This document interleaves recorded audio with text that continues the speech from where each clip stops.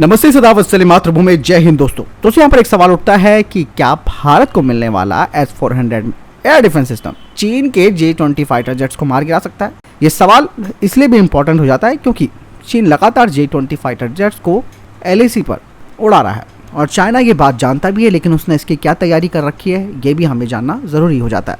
दरअसल दोस्तों, S-400 जो एयर डिफेंस सिस्टम है वो high altitude air defence interceptor मिसाइलों को दागता है, जो कि मोस्ट एडवांस फाइटर जेट्स जैसे कि Sukhoi, F-18 super hornet, F-15 eagle, यहाँ तक कि जो बॉम्बर्स हैं अमेरिका के B-1B, लैंसर, B-52 और अवाक्स जैसे जहाज़ों को पल भर में ध्वस्त कर सकता है। बता दें कि इसका शक्तिशाली रडार अपने इलेक्ट्रॉनिक बीम स्टीयरिंग के जरिए 800 किलोमीटर तक के क्षेत्र को स्कैन कर सकता है और एक साथ 100 से अधिक लक्ष्यों को ट्रैक कर सकता है। और जब ये किसी विमान को एक बार लॉक कर देता है तो उस विमान की बचने की जो संभावना होती है वो बिल्कुल शून्य हो जाती है, यानी कि उसने खत्म होना ही है। बात करते हैं चेंगू J-20 की, जो कि चीन का एक नया पक्षी है जिसे वो स्टेल्थ फाइटर जेट कहता है और इसे दुश्मन के रडार और लड़ाकू विमानों से बचने के लिए डिजाइन किया गया है और इसे अमेरिका के F-22, F-35 के बाद दुनिया का तीसरा ऑपरेशनल स्टेल्थ फाइटर कहा जाता है। अब सवाल ये उठता है कि क्या S-400 J-20 फाइटर का पता लगा सकता है, उसे ट्रैक कर सकता है और उसे मार गिरा सकता है। दरअसल दोस्तों, जब से ये स्टेल्थ विमानों का कॉन्सेप्ट सामने आया है, ये जो जेट होते हैं यानी कि जो फाइटर जेट होते हैं वो केवल पारंपरिक रडार से काफ़ी हद तक बच सकते हैं, लेकिन स्टेल्थ जेट का पता लगाने के अन्य तरीके भी होते हैं। एक ऐसी ही तकनीक है पैसिव ट्रैकिंग। दरअसल दोस्तों, पैसिव जो ट्रैकिंग है ये एक ऐसी तकनीक है जिसमें रडार लड़ाकू विमानों से निकलने वाले रेडियो फ्रिक्वेंसी का पता लगाता है।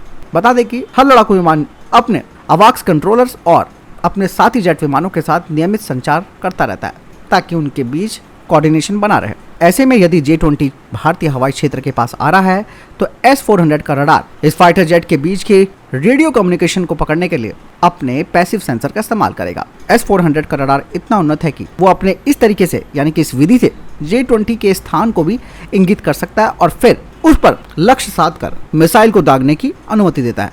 हालांकि ये तो S-400 के रडार सिस्टम की बात हो रही है, लेकिन इससे पहले भारतीय वायुसेना के पूर्व प्रमुख धनोआ जी ने कहा था कि J-20 लड़ाकू विमानों को सीमा पर तैनात भारतीय रडार कई किलोमीटर दूर से पकड़ने में सक्षम है।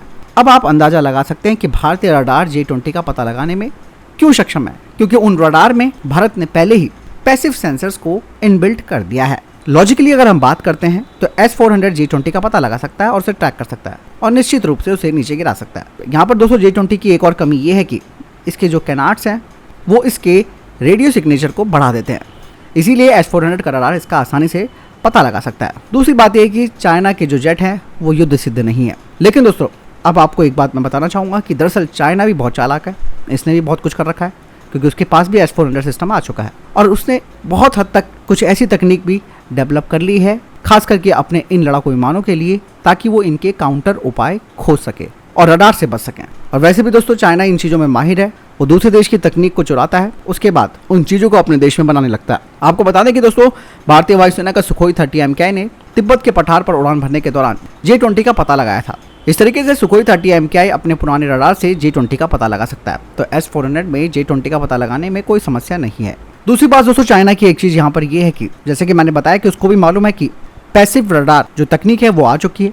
ऐसे में चाइना भी बेवकूफ़ी नहीं करेगा। अगर पैसिव रडार इतनी आसानी से उन्हें ट्रैक कर सकते हैं तो जापान और ब्रिटेन ने इतने महंगे F-35 विमान क्यों खरीदे, ये भी एक सवाल उठता है। अगर उनको इस बारे में मालूम है कि इसका पता लगाया जा सकता है इस तकनीक के जरिए और इतनी आसानी से मार गिराया जा सकता है। रडार तकनीक का मतलब दोस्तों ये नहीं होता कि वो रडार से बिल्कुल अदृश्य हो जाए। इसका मतलब है कि विमान के रडार का क्रॉस सेक्शन बहुत कम हो जाता है और जिससे दुश्मन आश्चर्यचकित हो जाता है।